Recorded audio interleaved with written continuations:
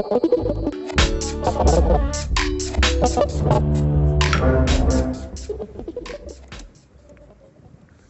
everybody.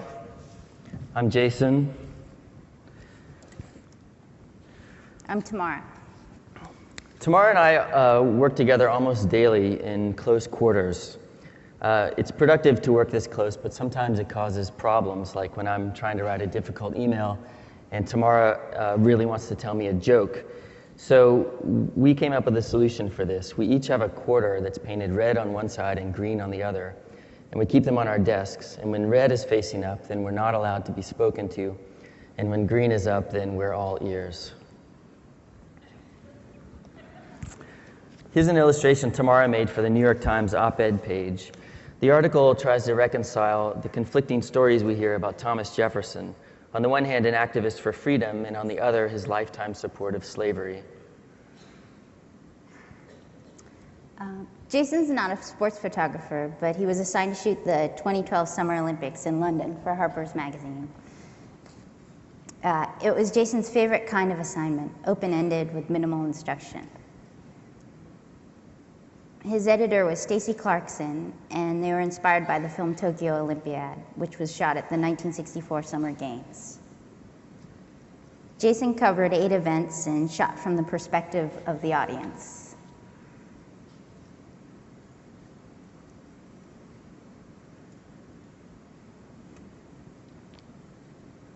The City of London was very strict about the use of the Olympic logo. Only official sponsors were allowed to display it in public. But small businesses also wanted to cash in on the Olympic fever. This crowd was watching archery.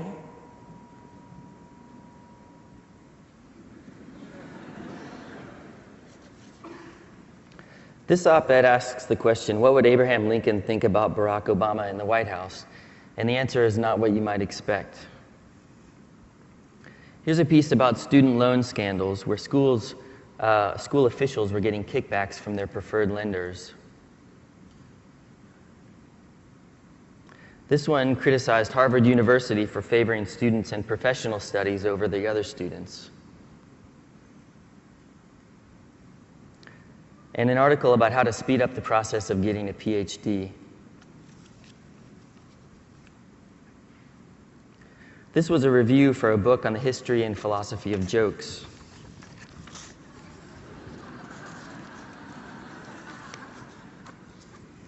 Another assignment for Harper's with very little instruction.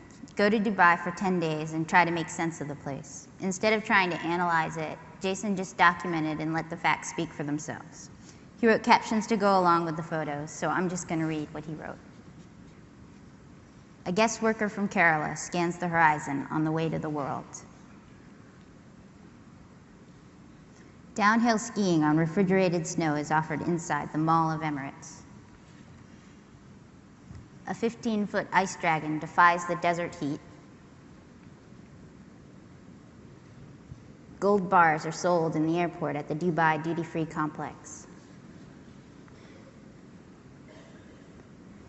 Camels exercising in the off-season at the Nad al-Shiba racecourse. The power lines above carry electricity from desert power stations into the city.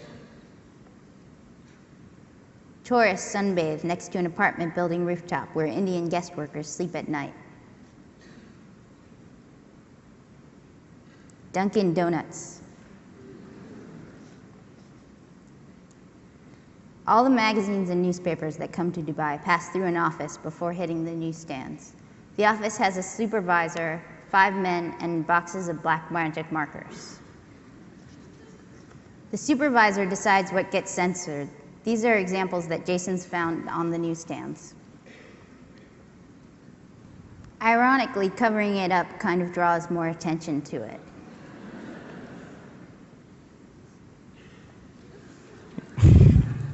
Sorry. I can't laugh. Tamara was asked to illustrate the translation issue of the New York Times book review. This grim Austrian novel is called Greed. This Japanese crime novel, quote, dismembers the detective novel, hacking off suspense, glamour, mystery, and horror to leave a disconcerting stump of a book that fulfills no conventional expectations.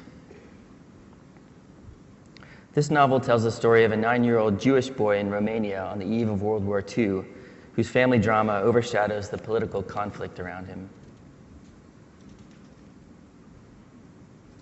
Outrage and the letters to the editor over New York City dog leash laws. A book review piece about a collection of stories where all American authors wrote about their home states.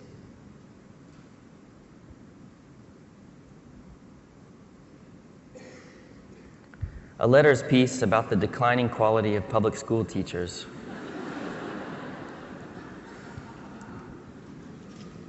Sometimes Jason gets to work with animals. This was a monthly piece that Tamara and I did together for the New York Times Magazine. Food writer Pete Wells wrote about his cooking adventures with his 4-year-old son Dexter. This piece was about Pete explaining to Dexter the difference between animals that you keep as pets and animals that you eat. From the start, we set up a structure where the photo played the straight man and the drawing was this mischievous element that changed the meaning of the photograph, just as Dexter's naive energy made Pete rethink his traditional opinions on food. This was about eating non-organic chickens on a recession budget. How to turn one lonely clam into a chowder. Rendering lard and a comment on the Brooklyn DIY food movement. And Dexter discovers he's allergic to pecans. One of the things that Tamara and I first bonded over was a shared nostalgia for an old New York store called Gordon Novelties. We each had a copy of their old Xerox catalog. This object was my introduction to Tamara. She was working for designer Paul Sayre, who's a good friend of mine, and he showed me this tongue depressor that she'd given to him. The message changes when you say these words with your holding your tongue down. So Tamara started making more novelties and selling them through this website. Washington walnuts come 3 to a bag, and each shell contains a dollar bill instead of a nut, so you can mix these into a big bowl of walnuts and someone gets a surprise. A doorstop inspired by Monty Python. A 5-year diary. Each page is 1 day with 5 spaces for entries, so you can read what you did exactly 1 year ago while you write about today. A bacon scarf in its packaging. An emergency spare button that's reusable.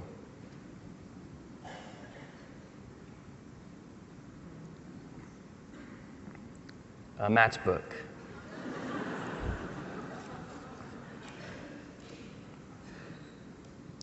Jason and his friend Leanne Shapton founded J&L Books in 2000.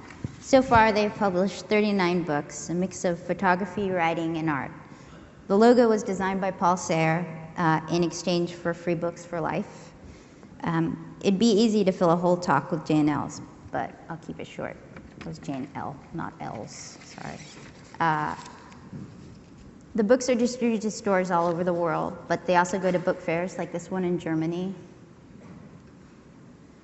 Jason loves to go on press and has developed close relationships with the printers.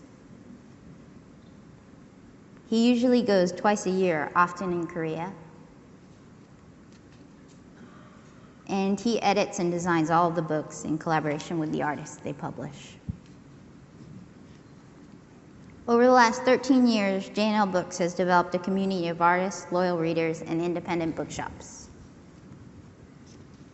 They raise money through donations, grants, and sometimes yard sales. The proceeds of this duct tape ball help pay for the printing of a 600-page biography of Martin Kippenberger. Our friends Mike and Yuri, an American industrial designer and a Japanese graphic designer, run a company called Postal Co. I could also give a whole talk just on the two of them and the products they make, from spiral notebooks to printing machines that rely on chance. Here's their old store near Tokyo Station, just before they moved to Shibuya last year. They asked us to make a product for their store. Tamara and I were living in San Francisco at the time, and we had just met this guy, James Lang. He's a third-generation printer based in Oakland. His father used to print posters for unions, roller derbies, and politicians. And professional wrestlers. We designed a set of game cards around the theme of love. Each card is a different idea, and they're designed to be used. Mike asked if we would come to Tokyo and make an installation in their shop based on the cards, so we made an object or a sculpture for each one. One of the cards is a press pass for a fictional newspaper called the Evening Sun, so we made an actual Evening Sun that they could use as a wrapping paper in the store. Each article is absurd and cobbled together from 6 different San Francisco newspapers.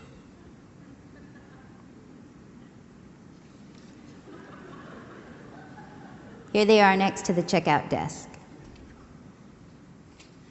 We serve 3 types of pancakes at the opening: mac and cheese, banana nut, and chocolate chip.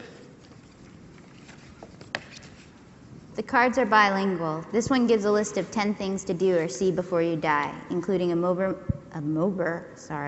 barber mowing his lawn, Mount Fuji through sunglasses, and eating a club sandwich on a double-decker bus. Here's a scale model of the stairs in the building with our top 10 list on the risers. And the final installation. One of the cards has a keyhole printed on it, so in the shop we made this wooden box. And invited people to look through the keyhole. Inside the keyhole is a video of James printing the cards. One of the cards is for notes, and at the opening, visitors drew music on the cards.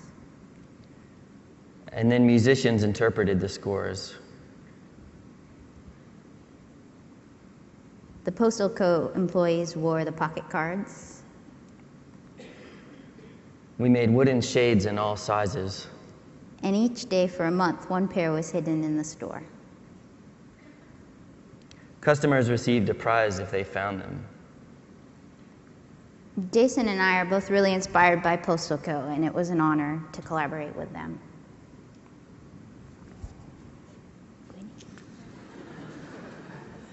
Tamara also draws cartoons. These are collected in 2 volumes published by the Ice Plant in Los Angeles.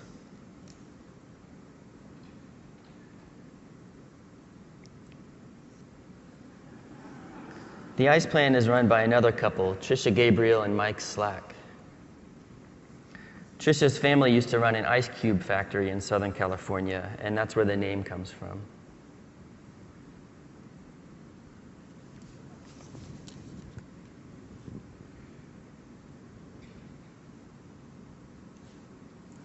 A few years ago, Jason's friend Ted gave him an envelope of anonymous photographs of wild mushrooms. The mushroom pictures entered Jason's subconscious and started to show up in his own photographs. They seemed to spread like spores without him realizing it.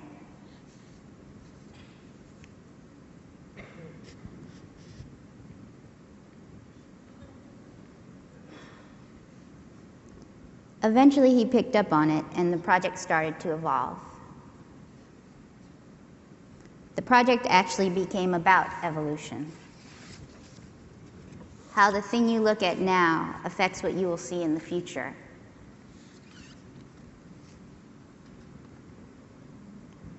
He made a book out of the work with the Dutch publisher, the Soon Institute. Instead of traditional book signings, Jason set up installations and events that continued the arc of the work. This was a month-long storefront space in Amsterdam. Back in New York, our friends Dexter Sinister invited Jason to do something in their basement space on the Lower East Side. He built a wall inspired by Malevich. People passed objects through the wall to where Jason was, and the objects were converted into light and returned. The Minneapolis Institute of the Arts, about a mile away from here, asked Jason to exhibit the project as part of their series called New Pictures. This is the main installation. But there was another part that spread through the museum. Strange sculptures were hidden in the permanent collection. You could find them the way you find mushrooms in the woods. They were subtle or not so subtle interventions. Here, a mirror was hung on the wall, and Medusa was turned to face it so that viewers could look her in the eye safely. Tamara wrote a book that was published by Scribner's earlier this year. It's called Mumbai, New York, Scranton. She tells the story of 3 months of her life that included a trip that we took to India. Here's a drawing of some fathers attending a talent show that we stumbled on in Mysore.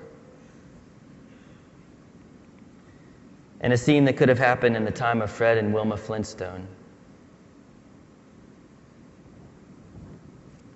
The stories are all true and very funny, with a mix of emotion and suspense, and there's a major twist somewhere in the book. Tamara's family runs a restaurant in New York City. Her father is famous for his food and philosophy, both of which combine highbrow and lowbrow.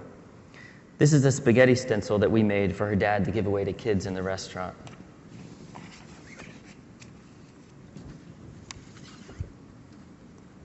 My dad was asked by the publisher Knopf to do a cookbook, and Jason and I were hired to design the book and make all of the artwork inside. The restaurant's menu has over 900 items on it, and Tamara's dad designs the menu himself using Quark Express. The anti-design of the menu inspired our design of the book, and here's a reproduction of the menu that we ran as the centerfold. The photos range from documenting objects in the restaurant to the tools that we used to cook. This is peanut butter that was squirted out of a caulking gun. Here's the chapter opening for Mexican food. Patsy's cashew chicken. The images for each recipe were conceived by us the same way we would conceive for the cover of a book or for an illustration for an article. Although sometimes the food itself was better than a concept.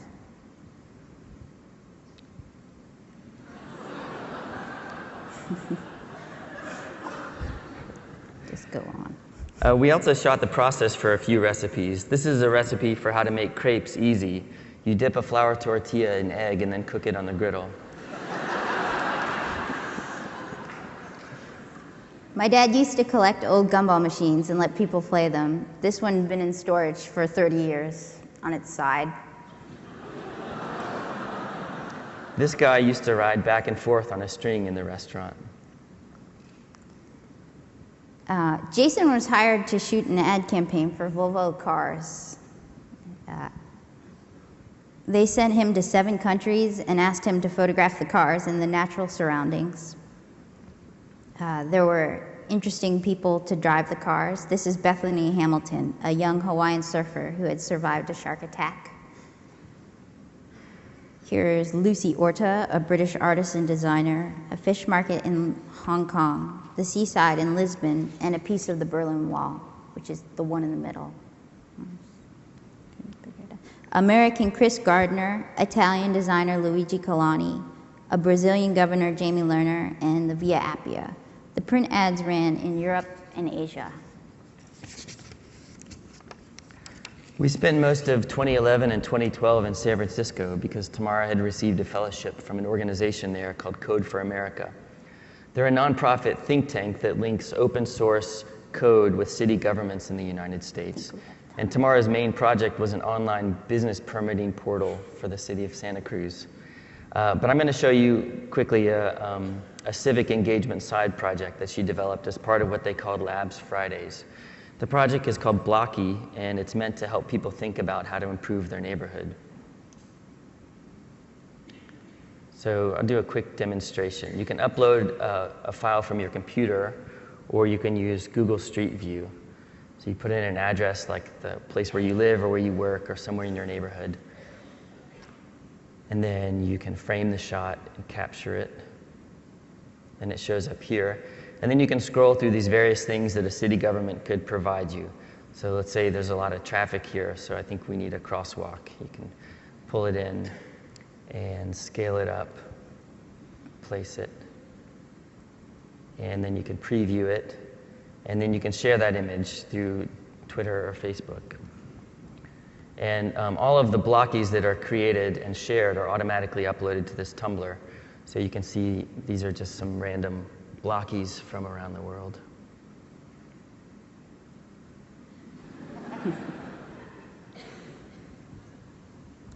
One of our next projects is a cookbook with the pastry chef Brooks Headley. Brooks was the drummer for the hardcore band Born Against, and last year he won the James Beard Award. No Born Against fans. The book will be around 300 pages of text and photographs. And now you can talk to us.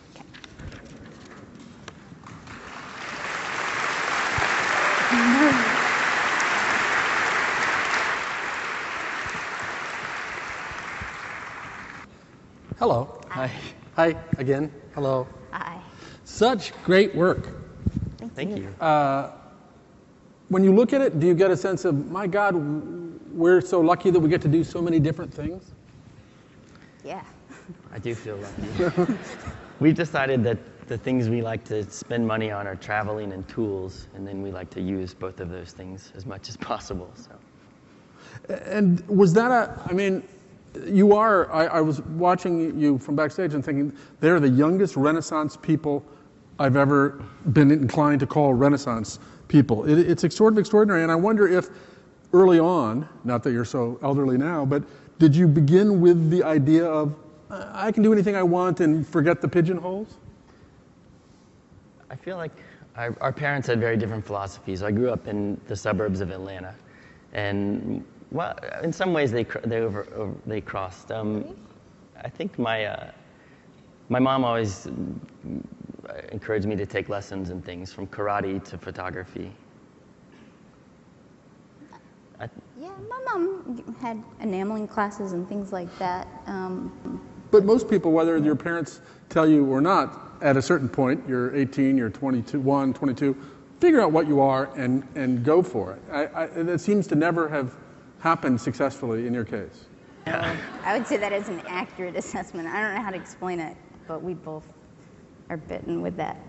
But Jason, blessing or curse. You went to the esteemed Pratt Institute and studied design and worked as a designer for a couple years, and then just said, nah, I'm lighting out for the territories?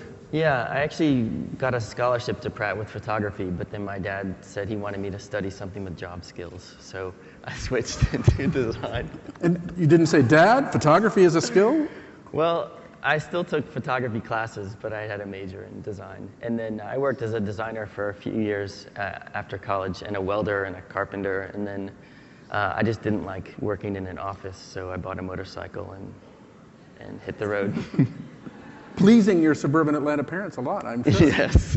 I think my dad was jealous, but my mom said, don't tell me about it until it's over. Tamara, looking at your illustrations and looking at other ones that I've seen published, you are an illustrator, and unlike many illustrators, they are all so idea-driven, Yeah. and they, as far nearly as I can tell, all your ideas. They're not some idea some editor handed you and said, draw this. Yeah, no. That's if I get something like that, I just say no. Like, I've never done that. I've been asked to do portraits of heads or things like that, but doesn't appeal to me for some reason. So just doing pretty things does not. That's not an interesting thing. Not yet. That's never. Yeah. Yeah.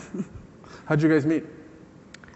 Tamara was working for Paul Sayre, a designer in New York City, and I had a lot of friends who had offices around New York, and I never had an office, so. So he got mail at the mall and used their internet.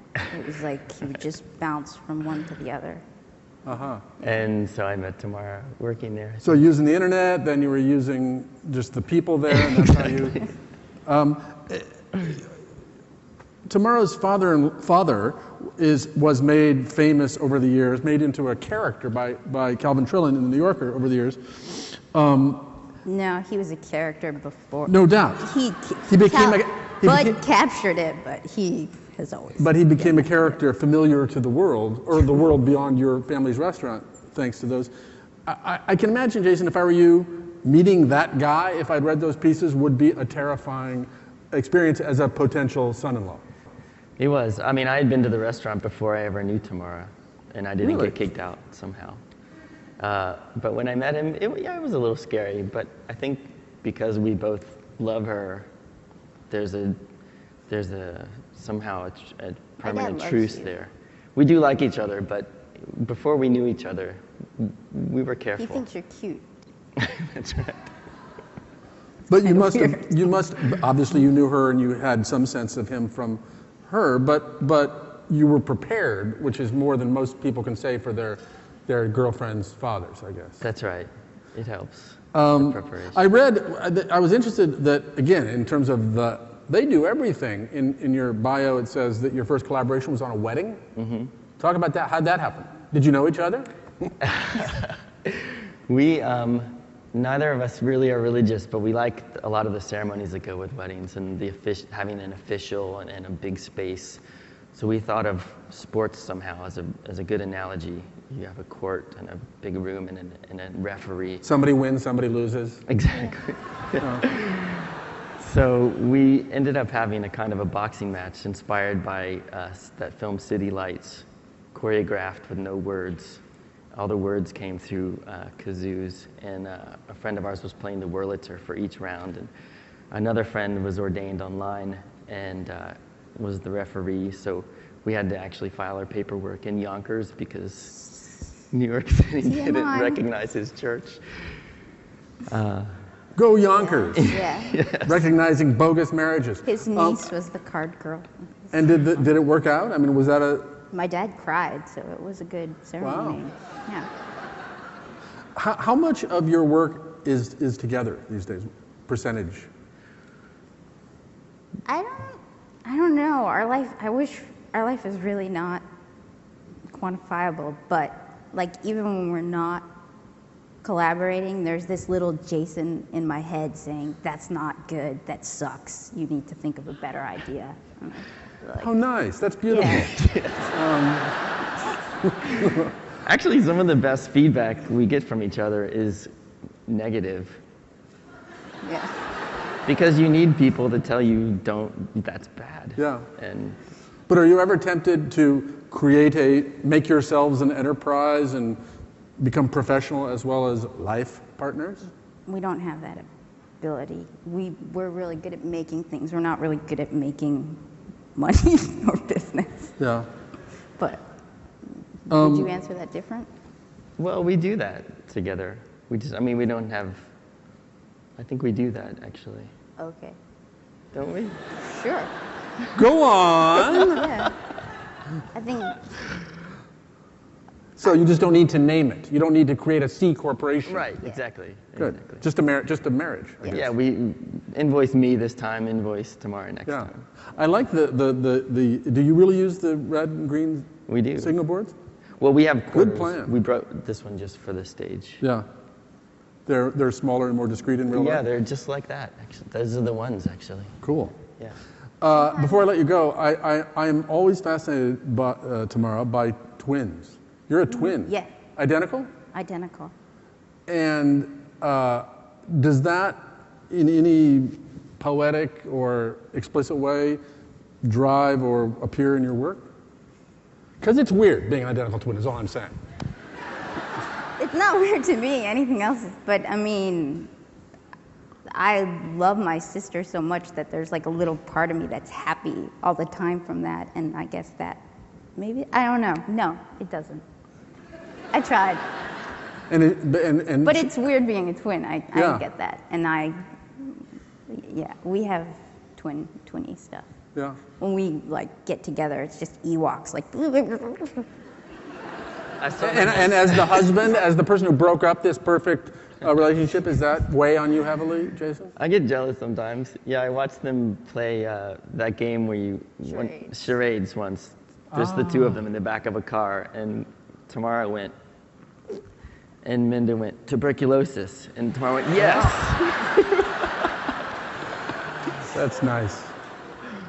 I could go on talking to you all afternoon, but we have no more time. Tamara, Shopsin, Jason Fulford, thank you so much. Thank you. See ya. That was great. Bye. See ya.